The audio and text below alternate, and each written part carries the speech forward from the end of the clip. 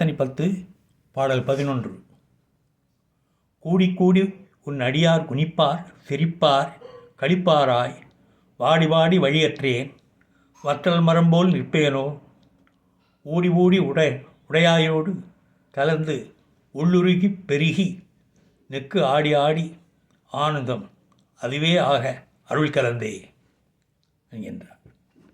இதன் அர்த்தம், உன் அடியார் பலரும் ஒன்று கூடி சிரித்தல் களித்தல் நாட்டியமாடுதல் போன்ற செயல்களில் ஈடுபட்டு மகிழ்ந்திருப்ப போக்கிடமில்லாத நான் மட்டும் உலர்ந்த மரம் போல வாடிக்கிடப்பேனோ. என்னை உடையானே, உன்னோடு சேர்ந்து ஊடியும் உட்கலந்தும் கழித்து ஆடியும் மகிழும் இன்பமயமான பேரானந்த பெட்டியை நீ அருளாயாக என்கின்றார்.